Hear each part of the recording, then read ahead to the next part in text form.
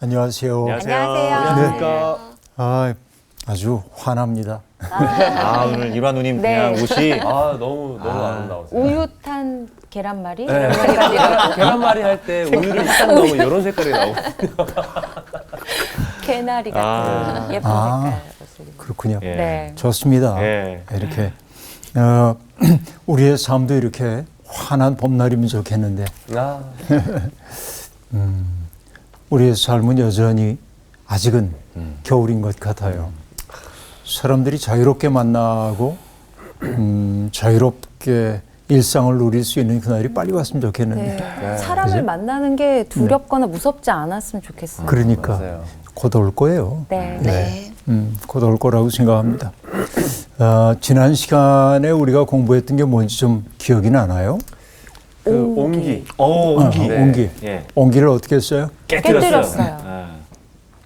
옹기를 깨뜨리는 그것이 시각적으로도 충격적이지만은 청각적으로도 충격적이고 그 다음에 옹기 그릇이라고 하는 게 한번 깨지고 나면은 다시 이어붙이기가 어려운 거죠. 네.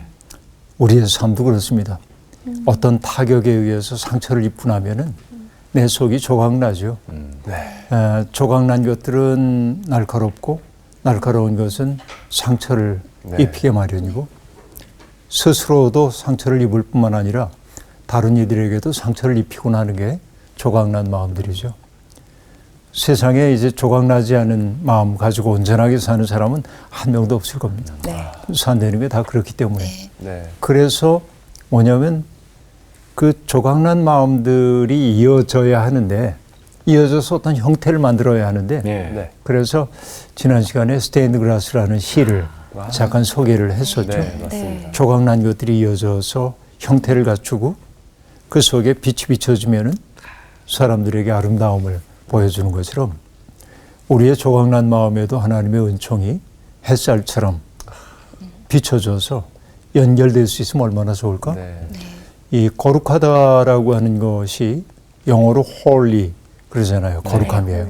그런데 이 거룩하다고 하는 것은 온전하다 또 전체적으로 둥글다고 하는 whole이라고 하는 단어와도 매우 밀접한 관계가 있습니다.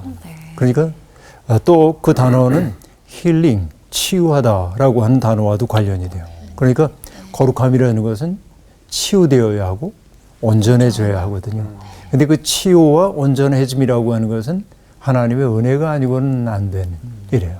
그러니까 하나님을 향하여 섰을 때 우리의 삶이 거룩해진다라고 얘기할 수 있겠죠. 이거 우리 지난주에 공부했던 거로 치고 네. 오늘 이제 우리가 예레미야 20장을 보게 될 텐데 이 대목이 참 뭐랄까 굉장히 중요한 대목이 등장하게 됩니다. 오늘 수업 예레미야 27강 내가 조롱거리가 되었나이다. 20장 1절부터 6절까지 일단 정훈 학생이 읽어주세요. 예. 임멜의 아들 제사장 바스훌은 여호와의 성전의 총감독이라. 그가 예레미야의 이 일 예언함을 들은지라. 이에 바스훌이 선지자 예레미야를 때리고 여호와의 성전에 있는 베냐민 문 위층에 목에 씌우는 나무 고랑으로 채워 두었더니 다음 날 바스훌이 예레미야를 목에 씌우는 나무 고랑에서 풀어주매 예레미야가 그에게 이르되 여호와께서 내 이름을 바스훌이라 아니하시고 마굴 미사미비라 하시느니라. 여호와께서 이와 같이 말씀하시되 보라 내가 너로 너와 내 모든 친구에게 두려움이 되게 하리니 그들이 그들의 원수들의 칼에 엎드러질 것이요 내 눈은 그것을 볼 것이며 내가 온 유다를 바벨론 왕의 손에 넘기리니 그가 그들을 사로잡아 바벨론으로 옮겨 칼로 죽이리라. 내가 또 이 성읍의 모든 부와 그 모든 소득과 그 모든 귀중품과 유다 왕들의 모든 보물을 그 원수의 손에 넘기리니 그들이 그것을 탈취하여 바벨론으로 가져가리라. 바수라 너와 네 집에 사는 모든 사람이 포로되어 옮겨지리니 네가 바벨론에 이르러 거기서 죽어 거기 묻힐 것이라. 너와 너의 거짓 예언을 들은 내 모든 친구도 그와 같으리라 하셨느니라. 예레미야가 예루살렘에 닥쳐오게 될 그런 아주 재난에 대한 이야기를 하자 성전 체제를 구성하고 있는 사람들이 몹시 화가 납니다. 그래서 여기에 바스울이라고 하는 사람이 등장하고 있는데 예. 네. 성경은 그를 뭐라고 하냐면 여호와의 성전의 총감독이라 이렇게 얘기를 하고 있습니다. 그는 제사장인 동시에 총감독입니다. 어떤 일을 맡고 있냐면 성전 경내에서 질서를 어지럽히는 자들을 잡아다가 가둘 수도 있는 그런 권한을 가지고 있는 사람들입니다. 그 때문에 바스울이 예레미야가 네. 성전에서 소요를 일으키는 사람이라고 보고 왜냐하면 사람들의 마음을 두렵게 만들기 예. 때문에 붙잡아요. 그리고 착고에 씌우는데 착고라고 얘기하면 우리가 흔히 손발에 하는 수갑 같은 거로 생각을 하는데 여기 보니까 목에 씌우는 거라고. 칼처럼. 칼이죠. 예. 일종의 칼이죠. 칼. 전 약간 그 춘향전에서 춘향이가 하고 맞아요, 있던 맞아요. 그런 거. 그렇죠. 그런 거. 네. 비슷한 거. 근데 아마 그게 다 있었던 것 같아요. 그러네요. 서양에도 예, 있었네요. 어떤 나라에도 네. 그런 게 있었던 네. 것으로 보입니다. 그러니까 목에 씌우는 나무 고랑인데 거기에서 채워가지고 위 베냐민 대문 근처에 가두었다고 얘기하고 있습니다. 위 베냐민 대문이라는 건 뭐냐면 예루살렘 북쪽 지역이 베냐민 지파의 땅이거든요. 그러니까 베냐민 지파 땅을 향해 나가는 문이에요. 이게 위 베냐민 문이라고 얘기할 수 있습니다. 네. 그렇게 이제 때리고 착고에 채웁니다. 그리고 다음 날 바스울이 이제 예레미야를 이제 불러내요. 예레미야를 불러내고 그리고 풀어줘요. 이제 가라는 거예요. 하루 이렇게 지났으니까 다시는 이런 말 하지 마 하고 얘기한 거겠죠. 그런데 예레미야가 바스울을 보고 그에게 이렇게 얘기를 합니다. 성전 권위자잖아요. 예. 네. 그에게 내 이름을 바스훌이라 아니하시고 마골 미사빕이라 하시느니라 하고 말합니다. 예. 발음도 어렵죠. 마골 미사빕, 마골 마골 미사빕, 마골 미싸. 마골 미사빕 이렇게 이제 발음을 하고 있는데 마골 미사빕의 뜻은 뭐냐면 사방에 두려움이 있다. 그가 이제 직면하게 될 그 고통스러운 삶을 예고하고 있는 것이죠. 그러니까 성경에서 흔히 이름의 변화는 그의 운명의 바뀜을 나타내거든요. 예. 그러니까 마골 미사빕이라고 얘기하고 있습니다. 사방에 두려움이 있다. 여러분 이거를 사자성어로 얘기하면 뭐일까요? 사면초가. 감사합니다. 사면초가 고사가 어떻게 나온 거죠? 네, 그것까지는 제가 네. 네. 그 진나라가 망하고 나서 초나라의 왕인 항우, 네. 한나라의 왕이 유방이 유방. 건곤일척의 싸움을 벌이게 됩니다. 항우는 힘이 세잖아요. 전략도 강하고 영웅입니다. 유방은 거기에 비하면 지략은 뛰어나지만은 힘은 좀 부족해요. 그런데 결국 승자는 누가 되냐면 유방이 이기거든요. 한나라가 승리하게 되는데 그 마지막 싸움에서 이제 초나라 병사들이 이렇게 있는데 적진을 마주하고 있는데 한나라 진영에서 초나라의 노래가 들려오는 거예요. 사방에서 초나라의 노래가 들려와요. 그러자 조폐왕 항우는 초나라 사람들이 다 붙잡혀가지고 고향을 그리는 노래를 부르고 있구나 생각하고 손을 들죠. 이게 사면 초나라의 노래 초가. 사면 초가라는 말은 거기에서 나오죠. 몰랐습니다. 저는 사면이 초가집인 줄 알고 궁금한 생각을 했었거든요. 뭐 별로 훌륭하지 않은 꽁트였어요. 네. 그러니까 여러분 이게 이런 경험이 우리에게 때때로 있습니다. 사방이 막힌 것 같은 느낌이 들 때가 있잖아요. 사방이 막히면 어떡하죠 우리가? 위를 봐야죠. 위를 보는 수밖에 없죠. 이게 재미나는 게 복음서에 보면은 그 중풍병에 걸린 사람을 친구들이 메고 오는 장면이 나오는데 맞아요. 사람들이 너무 많아서 예수님 있는데 데리고 갈 수가 없어요. 그러자 그들이 어떻게 하죠? 지붕 위로 올라가요. 그냥, 예. 그리고 지붕을 뚫고 달아내리잖아요. 네. 굉장히 재미나는 상징입니다. 그 어떤 영화에서도 그런 게 나오는데 기차가 달려가고 있는데 기차가 그 속에 이제 그 병균이 가득 차가지고 사람들 모두가 죽을 수밖에 없는데 그걸 이제 어떻게 해야 되는지 모르는데 나중에 헬리콥터에서부터 밑으로 내려와서 그쵸? 구원자들이 등장하는 그런 영화들이 있는데 이건 상징적인 얘기라고 볼 수 있겠죠. 그러니까 여기에 사방이 가로막혀 있을 때 우리가 하늘을 본다고 얘기를 했는데 여러분 엘살바도르라고 한 나라 있잖아요. 네. 엘살바도르에서 정말 국민적으로 존경을 받고 있는 분이 한 분 계신데 오스카 로메로라고 하는 분 대주교님입니다. 살해당했어요. 성찬식을 하기 위해 포도주를 들고 있을 때 저격병이 총 쏴가지고 그의 몸에 성찬의 포도주 입고 있는 이 성의의 포도주가 쏟아지고 피가 쏟아지고 그게 죽죠. 그러니까 엘살바도르의 독재 정권에 항거했던 그 신부님을 제거하기 위해 했던 일인데 근데 그 오스카 로메로가 들려줬던 이야기 사방이 가로막혀 있을 때 하늘을 보는 것을 초월이라 한다. 이렇게 얘기한단 말이에요. 그러니까 지금 사방에 두려움이 있다 하고 말합니다. 예레미야도 얘기를 했습니다. 6장 25절에 너희는 밭에도 나가지 말라. 길로도 다니지 말라. 원수의 칼이 있고 사방에 두려움이 있음이라 라고 말합니다. 이런 경험은 다른 시편 시인도 했어요. 시편 31편 13절에 보면 이런 말이 나옵니다.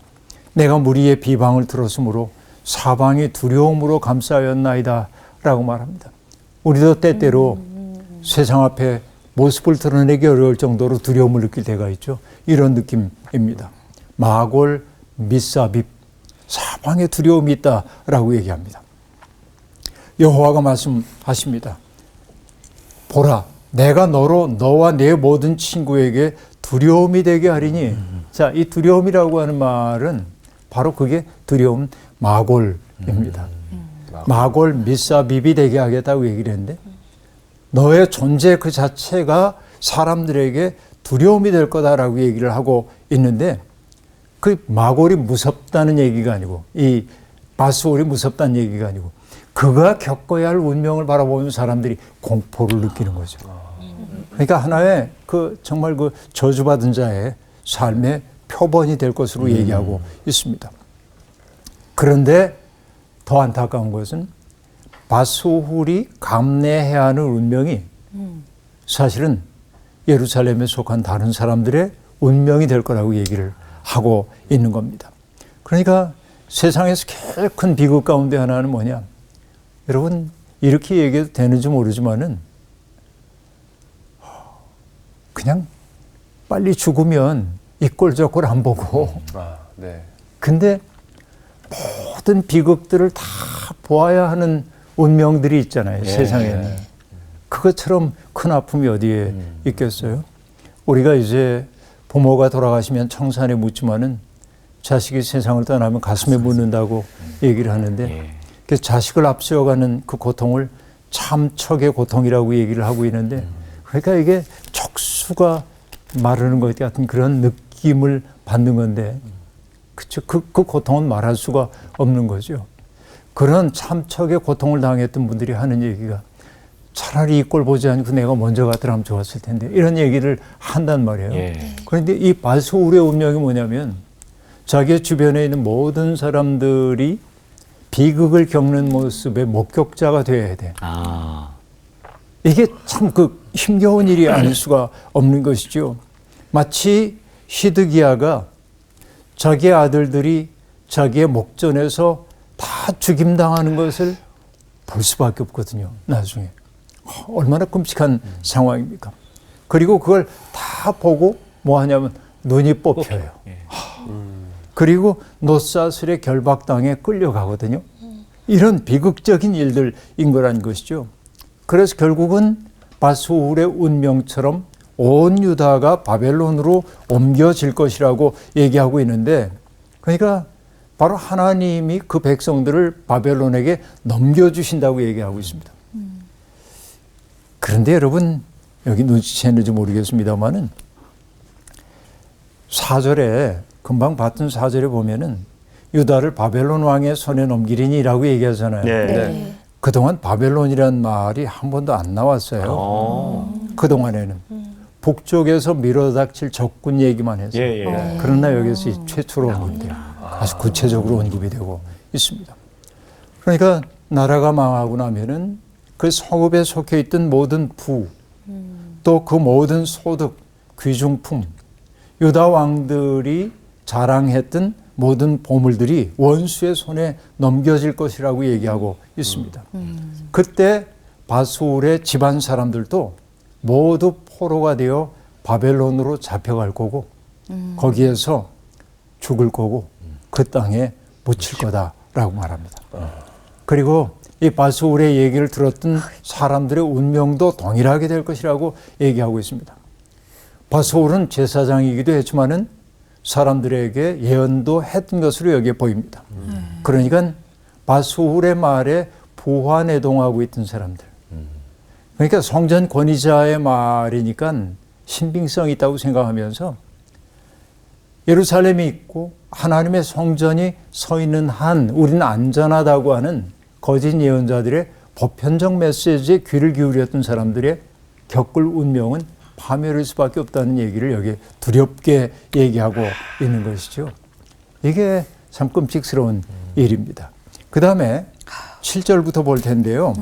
7절부터 13절까지 우리 나온 씨와 이루아 씨가 나눠서 읽어주세요. 네. 여호와여, 주께서 나를 권유하심으로 내가 그 권유를 받았사오며 주께서 나보다 강하사 이기셨으므로 내가 조롱거리가 되니 사람마다 종일토록 나를 조롱하나이다. 내가 말할 때마다 외치며 파멸과 멸망을 선포함으로 여호와의 말씀으로 말미암아 내가 종일토록 치욕과 모욕거리가 됨이니이다. 내가 다시는 여호와를 선포하지 아니하며 그의 이름으로 말하지 아니하리라 하면 나의 마음이 불붙는 것 같아서 골수에 사무치니 답답하여 견딜 수 없나이다. 나는 무리의 비방과 사방이 두려워함을 들었나이다. 그들이 이르기를 고소하라, 우리도 고소하리라 하오며 내 친한 봇도 다 내가 실족하기를 기다리며 그가 혹시 유혹을 받게 되면 우리가 그를 이기어 우리 원수를 갚자 하나이다. 그러하오나 여호와는 두려운 용사 같으시며 나와 함께 하심으로 나를 박해하는 자들이 넘어지고 이기지 못할 것이오며 그들은 지혜롭게 행하지 못함으로 큰 치욕을 당하오리니 그 치욕은 길이 잊지 못할 것이니이다. 의인을 시험하사 그 패부와 심장을 보시는 만군의 여호와여, 나의 사정을 주께 아뢰사온즉 주께서 그들에게 보복하심을 나에게 보게 하옵소서. 여호와께서 노래하라, 너희는 여호와를 찬양하라. 가난한 자의 생명을 행악자의 손에서 구원하셨음이니이다. 네, 여러분 이 지금 읽었던 이 대목이 참 기가 막힌 대목입니다. 예레미야서에서 어쩌면은 정말 그 예레미야의 속마음이 드러나고 있는 아주 놀라운 대목입니다. 여호와여, 주께서 나를 권유하심으로 내가 그 권유를 받았습니다. 나는 말하지 못합니다. 내가 하나님의 말씀을 감당할 수 없습니다 라고 얘기했지만은 하나님이 예레미야를 설득했잖아요. 네. 여기에 권유하다라고 하는 단어는 파타라고 하는 단어는 설득하다 라는 뜻도 있지만은 유혹하다 그런 뜻도 있습니다. 속되게 얘기하면 꾀다, 꽃이다, 꽃이었다. 하나님이 우리가 얘기하잖아요. 예레미야를. 그런 얘기 좀 우리가 흔히 하는 얘기 그런 거예요. 그러니까 여러분 이 단어는요. 출애굽기 22장 16절에서 보면 순진한 처녀와 동침하려고 그 처녀를 꾀는 거, 유혹하는 거, 이때 사용되는 게 파타라고 하는 단어입니다. 그런가 하면은 삼손 이야기를 보면은 삼손의 힘의 근원이 어디인지를 알아내기 위해서 여인들이 네. 미인계를 쓰잖아요. 네. 그때 여인들이 삼손에게 이렇게 이제 얘기를 해요. 그때 뭐냐, 파타입니다. 설득하고 꾀려고 하고 이런 거예요. 그런데 이 주께서 나를 권유하심으로라고 하는 이 단어를 여기 그 세번역 성서는 뭐라고 번역했냐면 나를 속이셨으므로 이렇게 얘기합니다. 하나님이 나를 속이셨대요. 좋은 말로. 예. 그래서 내가 넘어갔다고 그렇게 얘기를 하고 있습니다. 여러분 하나님에게 감히 이렇게 얘기해도 됩니까? 하나님이 나를 꿰었다. 하나님이 나를 속였다. 하나님이 나를 설득하셨다. 그것도 굉장히 달콤한 말로 하나님이 나를 그렇게 권유하심으로 내가 그 권유를 받았습니다 하고 말합니다. 예. 여기에 이제 권유하다라고 한 단어가 등장하고 있고요. 권유. 그 다음에 등장하는 말이 더 심각합니다. 예. 뭐라고 말하냐면 주께서 나보다 강하사 예. 이기셨으므로 내가 조롱거리가 되니 사람마다 종일토록 나를 조롱합니다. 나보다 강하사라고 하는 것은 하제크라고 하는 단어인데 여기 나보다 강하사.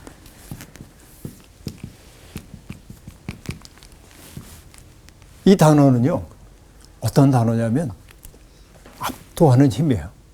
그래서 난폭하게 나를 사로잡는 거예요.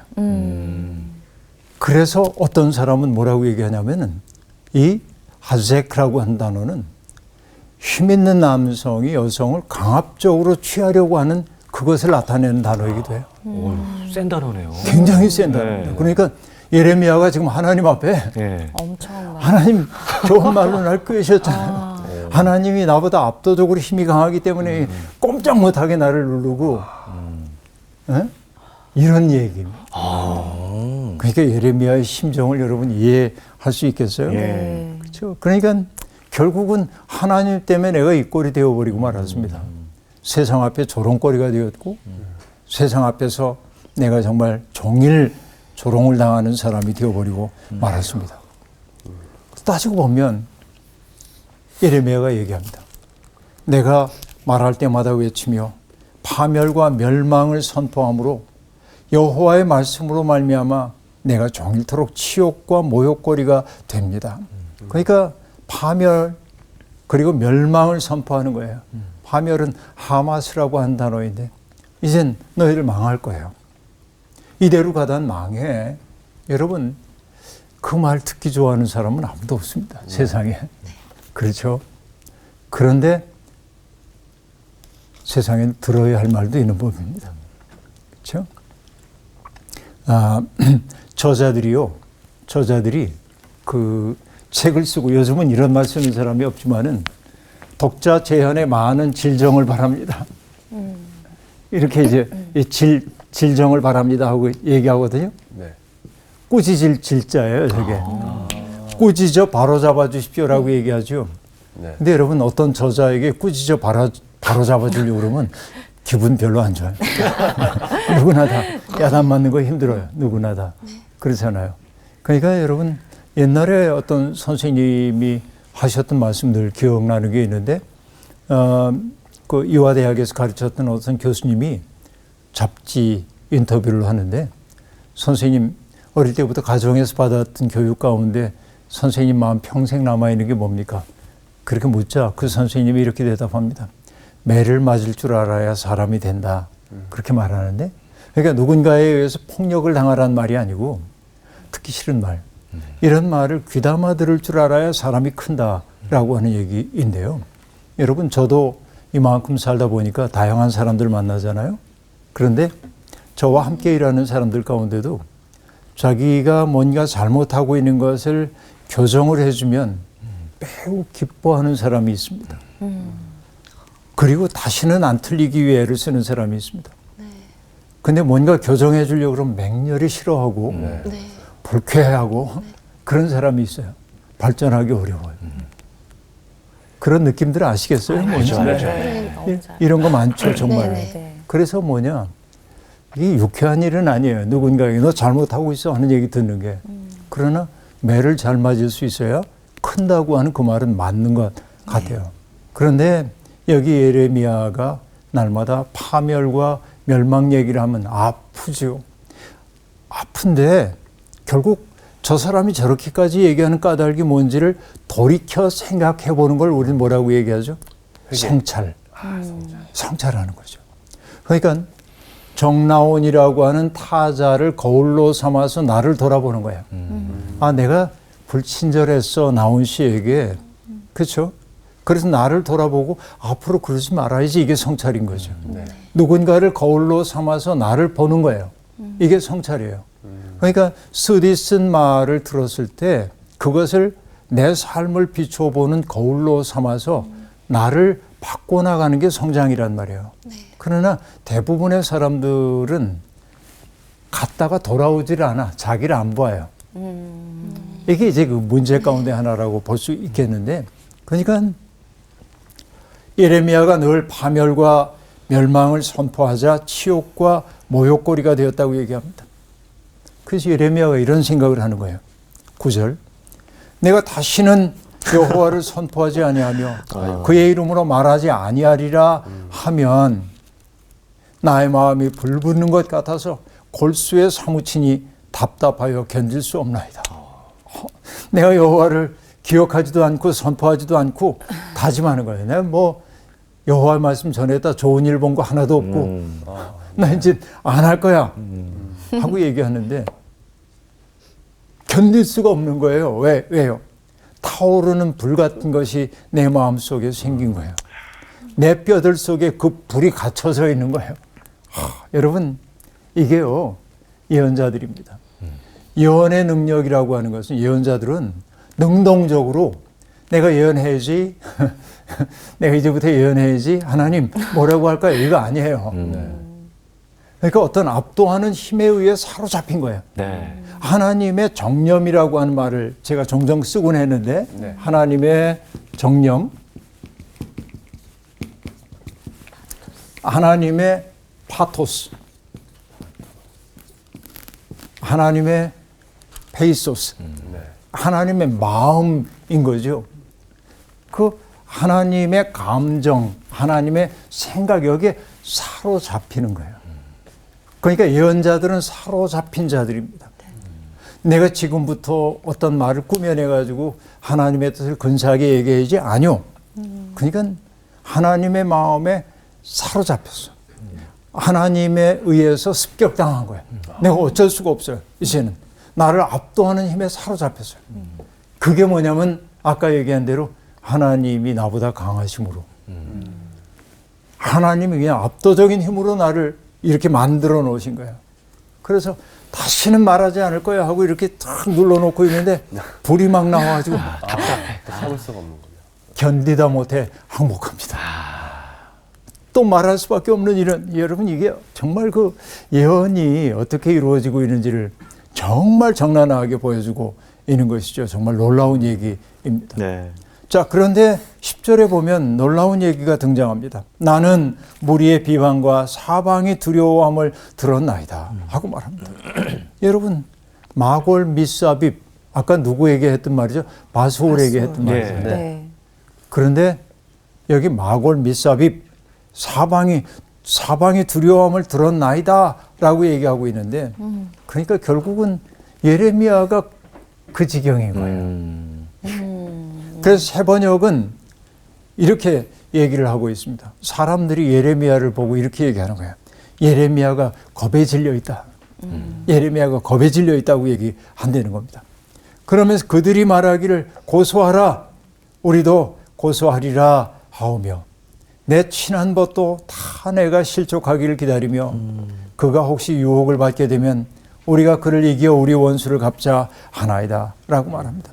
내 친하던 사람들조차, 여러분, 이것이 그 원어대로 얘기하면 내 평화의 사람들 모두, 나와 좋은 관계를 유지하고 있던 모든 사람들조차 예레미야가 유혹에 빠지기를, 세상과 적절히 타협하기를, 그래서 예레미야가 실족하기를 기다리면서 그가 실족하거든 우리 한껏 비웃어 주자, 이러고 말하고 있다는 겁니다. 여러분이 얼마나 외로운 거예요. 참말을 하는 사람들의 외로움이 이렇게 등장하고 있습니다. 그런데 11절부터 보면은 예레미야가 하나님에 대한 강한 신뢰를 드러냅니다.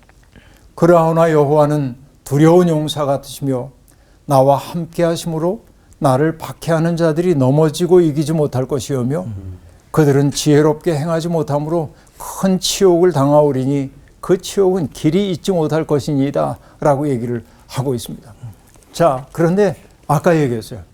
사방이 두려움으로 에워싸워 있을 때 하늘을 바라보는 것이 초월이라고 얘기를 했는데 그러니까 여기 예레미야도 사방 가장 친했던 내 평화의 사람들조차 내게 등을 돌려서 내 설 땅이 다 사라져버린 것 같을 때 눈을 들어 하늘을 보는 거예요.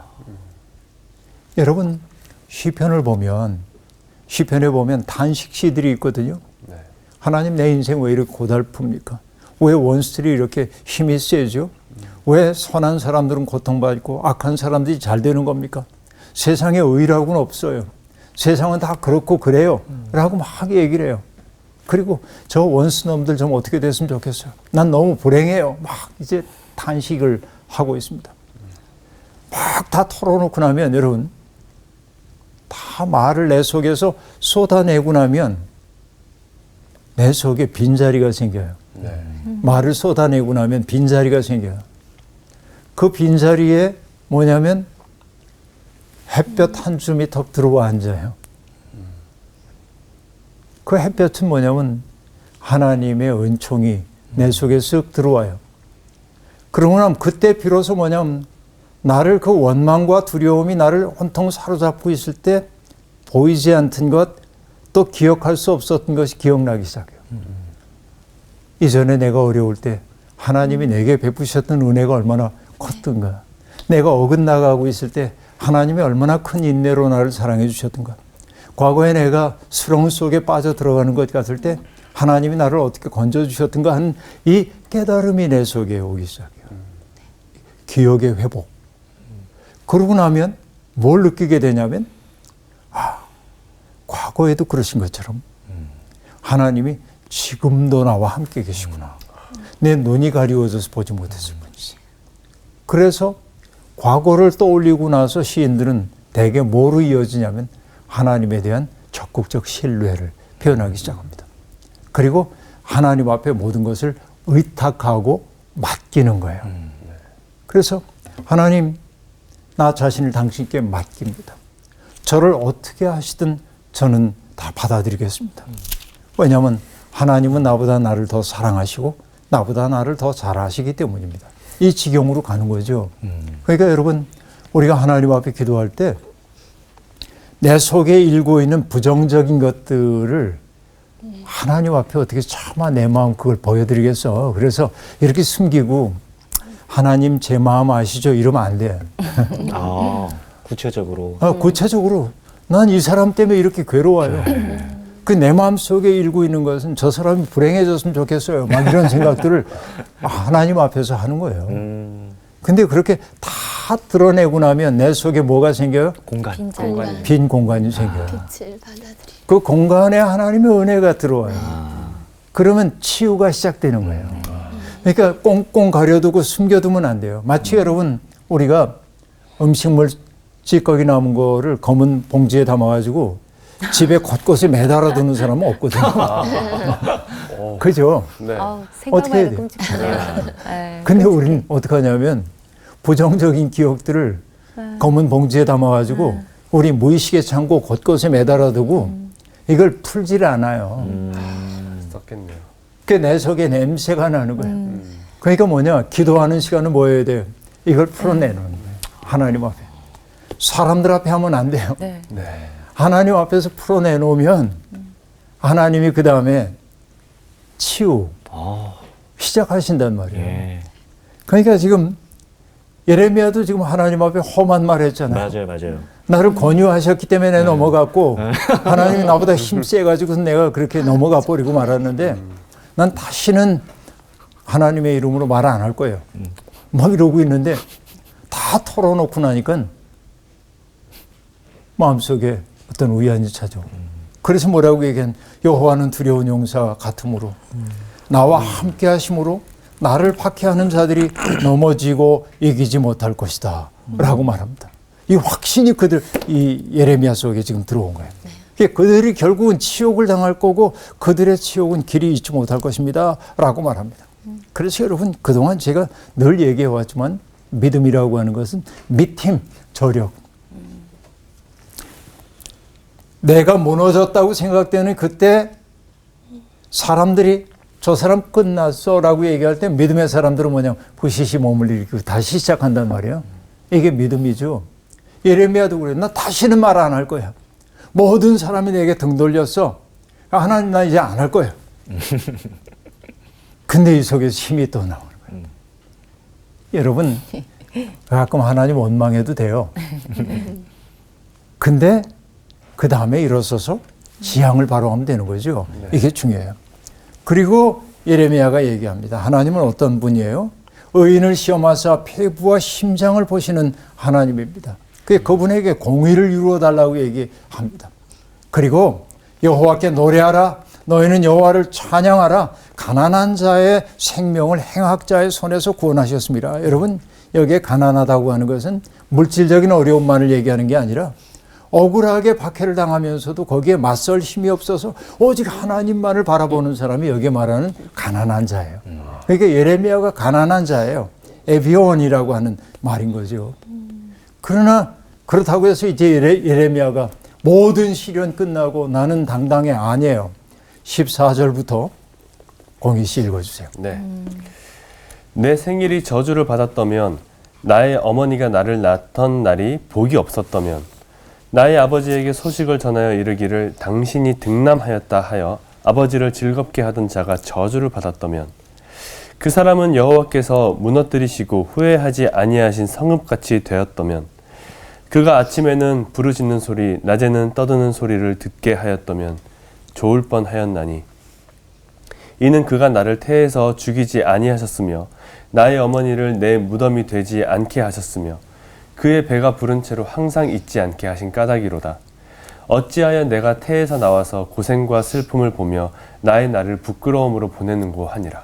네, 여기서 예레미야는 자기가 태어난 날을 저주하는 거죠. 일종의. 그렇죠. 자기의 태어난 날이 저주를 받아야 된대요. 아들이라고 아버지에게 소식을 전하는 사람이 저주를 받아야 한대. 자기가 못해서 죽어야 한대. 얼마나 괴로움 그래요. 근데 여러분 굉장한 단절이잖아요. 그러니까요. 네. 조금 전에는 네. 그냥 굉장한 확신이 회복도 있고 그랬는데 차이다. 갑자기 또 이렇게 급발진을. 얘기하고 있잖아요. 예. 여러분 수모와 박해 앞에서도 당당하던 사람이 삶이 힘겨워서 죽기를 바라요. 이것이 어쩔 수 없는 인간의 모습이에요. 이게 예레미야예요. 그러니까 여러분 예레미야는 언제나 불태전의 확신과 용기를 가지고 직진만 한 사람이 아니라 때때로 좌절하고 넘어지고 어떤 때는 다시 일어나서 확신의 찬양을 부르다가도 너무 고달파. 이걸 반복한단 말이에요. 우리의 인생도 똑같다고 얘기할 수 있습니다. 어떤 사람도 그 의심의 한계 속에 갇히지 않는 사람은 한 사람도 없습니다. 때때로 나는 분명한 길을 알고 있는 것처럼 보이지만 길을 잃어버리기도 하는 게 인생입니다. 그 때문에 우리는 어떤 사람이 잘 가다가 길을 잃어버린 것을 보면 비웃을 게 아니라 그가 돌아올 수 있도록 여지를 남겨두고 기다려주는 사랑이 필요합니다.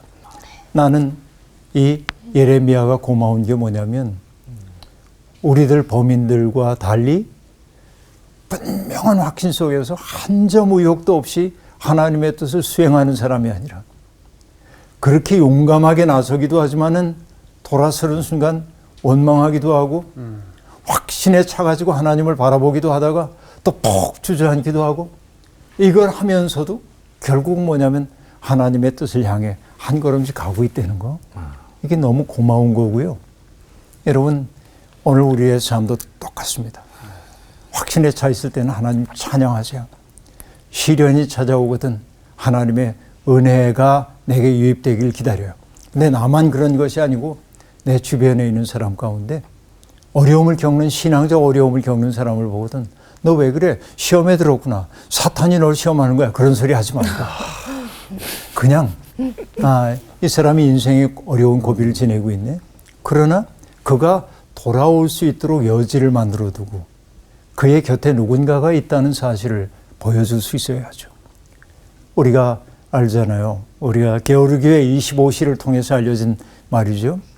우정이라고 하는 것은 누군가를 비 맞는 사람을 위해 우산 들어주는 것도 우정이지만은 뭐래요? 함께 비를 맞는 거이죠. 그 여지를 만들어주는 사람이 평화의 사람이라 말할 수 있겠습니다.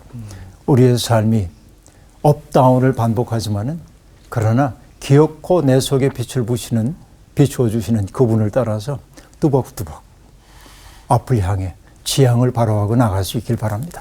오늘 수업 마칠게요. 고맙습니다. 감사합니다.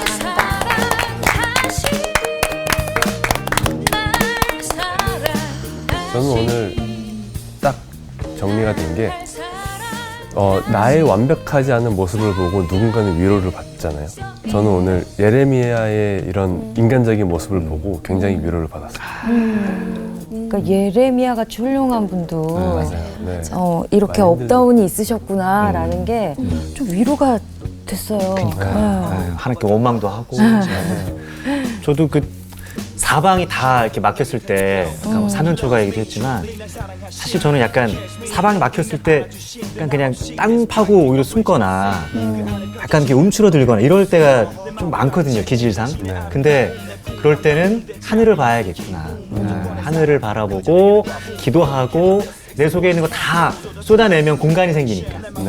그래야겠다 이런 생각이 듭니다. 근데 사람에게 말을 하면 항상 허하고 마음이 맞아요. 힘들어. 맞아요. 더 쌓여요. 맞아요. 그러니까 검은 비닐봉투는 하나님 앞에서 푸는 거예요. 그러니까. 좋다. 검은 비닐봉투는 는 하나님께 푸는 걸로. 불러갈까요? 네, 흘러갑시다. 많아요. 되게 많아요.